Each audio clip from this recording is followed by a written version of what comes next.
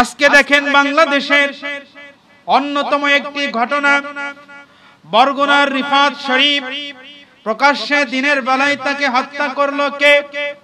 সেই সময়ে রিফাত শরীফকে বাঁচানোর জন্য তার স্ত্রী আয়েশা সিদ্দিকা মিন্নি এগিয়ে এসেছিল। নয়ন বন্ড এবং তার সহযোগী যারা ছিল তাদেরকে বাধা দিয়েছিল আয়েশা সিদ্দিকা না, আয়েশা সিদ্দিকা মিন্নি তার স্বামী রিফাত শরীফকে বাঁচানোর জন্য সেই দিন নয়ন বন্ড আর তার যারা সহযোগী ছিল তাদেরকে সে প্রতিহত করার সে চেষ্টা করেছিল, স্বামীকে বাঁচানোর চেষ্টা করেছিল। সেই দিন সবাই মনে করেছিল এই রিফাত শরীফকে হয়তোবা ভিন্ন কোনো কারণে হত্যা করা হচ্ছে, এর পেছনে হয়তোবা মিন্নির কোনো হাত নেই, মিন্নির কোনো হয়তোবা ষড়যন্ত্র নেই। মিন্নির জন্য সেই দিন সবাই মানুষেরা সহমর্মিতা প্রকাশ করেছে। কিন্তু আজকে দেখেন বর্তমান সময়ে আদালত যখন 6 জন ব্যক্তির যখন ফাঁসির রায় দিয়েছে, তার মধ্যে অন্যতম রিফাত শরীফের স্ত্রী মিন্নিও রয়েছে। আজকে সবাই বলে যাচ্ছে এই রিফাত শরীফের হত্যার মাস্টার মাইন্ডার হলো এই মিন্নি। সবাই আল্লাহ রাব্বুল আলামিন পবিত্র আল কুরআনুল কারীমের সূরা আল ইমরানের মধ্যে ইরশাদ করেছেন, যুয়্যিনা লিন-নাসি হুব্বুশ শাহাওয়াতি মিনান নিসাই والبنين والقناطير المقنطرة। আল্লাহ রাব্বুল আলামিন বলেন যুয়্যিনা লিন-নাস, মানুষের জন্য লোভনীয় করা হয়েছে, মানুষের জন্য আকর্ষণীয় করা হয়েছে হুব্বুশ শাহাওয়া, তার হৃদয়ে আকর্ষণীয় করা হয়েছে। 1 নম্বর হলো হুব্বুশ শাহাওয়াতি মিনান নিসা, স্ত্রীর প্রতি, নারীর প্রতি তার প্রেম ভালোবাসাকে। সবাই বলুন সুবহানাল্লাহ। আল্লাহ রাব্বুল আলামিন এই আয়াতে কারিমার মধ্যে 8টি বিষয়ে আল্লাহ পাক বর্ণনা করেছেন যে দুনিয়ার এই 8টি বিষয়ের উপরে 8টি বিষয়ের প্রতি মানুষের হৃদয়ে মহব্বত রয়েছে, আকর্ষণ রয়েছে, ভালোবাসা রয়েছে।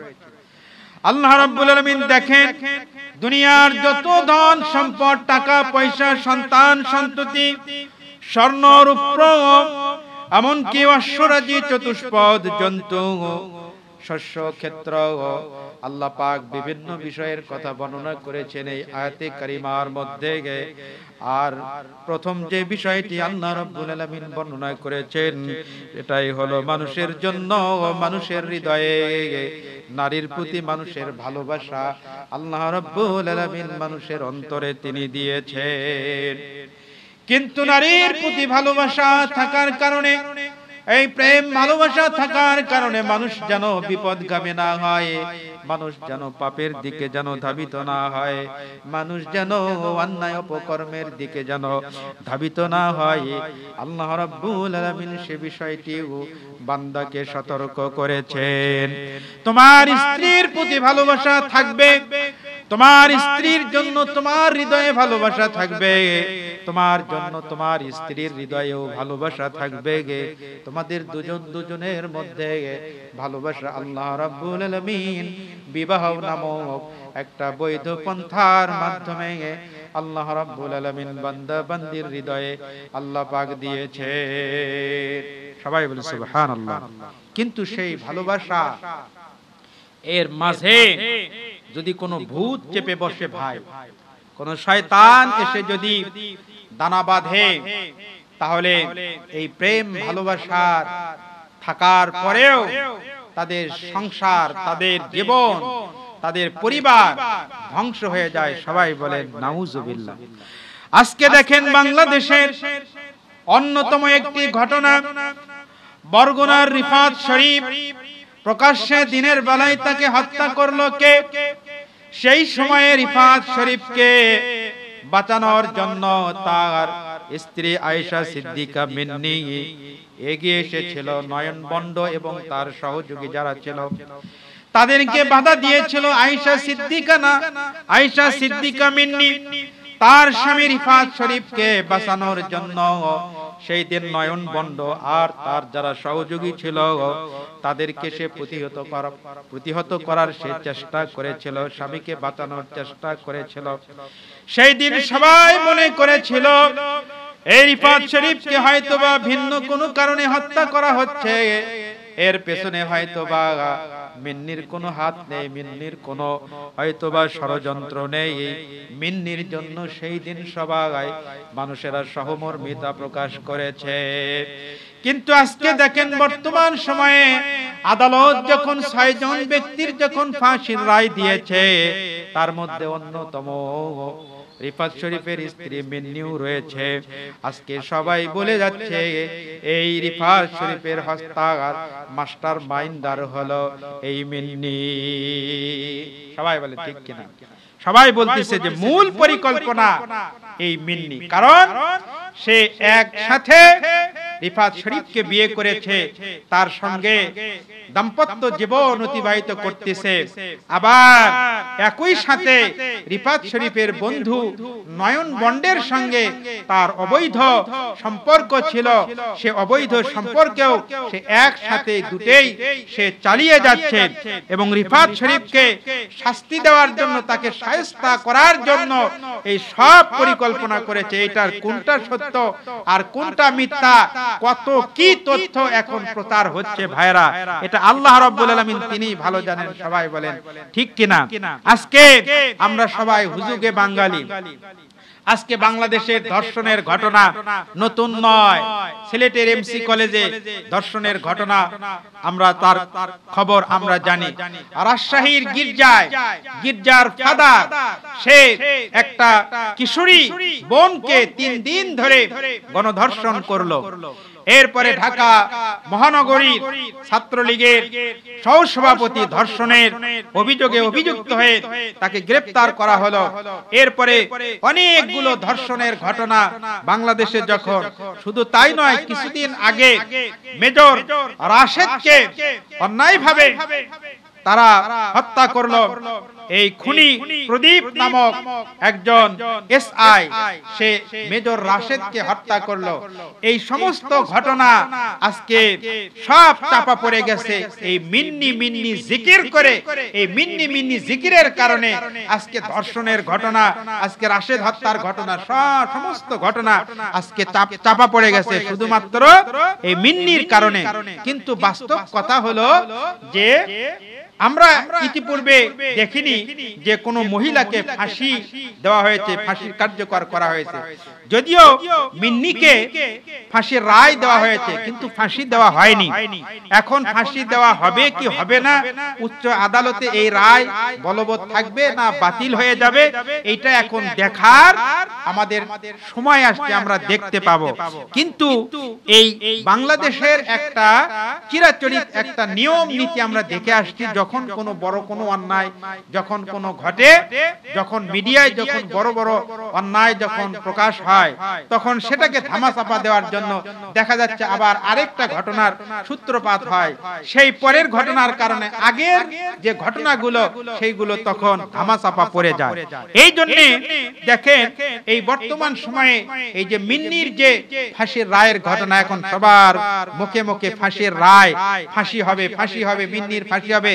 মিন্নি আজকে মাস্টার মাইন্ডার, সে প্রধান পরিকল্পনাকারী, অথচ মিন্নি সেই দিন রিফাত শরীফকে যখন সহযোগিতা করার জন্য এসেছিল, তখন অনেক যুবক, অনেক মানুষ তার প্রতি সহমর্মিতা দিয়েছিল। শুধু তাই নয়, তার চেহারা দেখে, তার সৌন্দর্য দেখে অনেক যুবকেরা আকৃষ্ট হয়েছিল। অনেকে তার সঙ্গে আবার সেলফি তোলার চেষ্টা করেছিল, সেলফি তুলেছিল। অনেকে অপেক্ষা করেছিল যে এই মামলা থেকে রেহাই পাইলে হয়তোবা মিন্নিকে বিয়ে করবে, মিন্নিকে নিয়ে সুখের সংসার বাঁধবে। সবাই বলেন ঠিক কিনা? কিন্তু দেখেন একটা মেয়ের কারণে একটা মানুষ আজকে হত্যার শিকার হয়ে গেল, তার স্বামী হত্যা করা হলো তাকে। শুধু তাই নয়, নয়ন বন্ডকে ক্রস ফায়ারের নামে তাকেও মেরে ফেলে দেওয়া হলো। একটা মেয়ের কারণে তার সংসার ভেঙে গেল। দুইটা তাজা প্রাণ তারা মৃত্যুবরণ করলো। দুইটা পরিবার আজকে নিদারুণ দুঃখ কষ্ট শিকার হয়ে গেল। দুঃখ কষ্ট তাদের উপরে একটার পর একটা দুঃখ কষ্ট নেমে আসছে। তার কারণ কি? তার অন্যতম কারণ হলো বান্দারা আল্লাহ রাব্বুল আলামিনকে তারা প্রাণ দিয়ে ভালোবাসে না, আল্লাহ রাব্বুল আলামিনের ইবাদত করে না। আল্লাহর ইবাদতের চাইতে বান্দারা আজকে দুনিয়া নিয়েই ব্যস্ত। আজকে দুনিয়ার ফুর্তি আমোদ প্রমোদ নিয়েই আল্লাহর বান্দা বান্দিরা ব্যস্ত।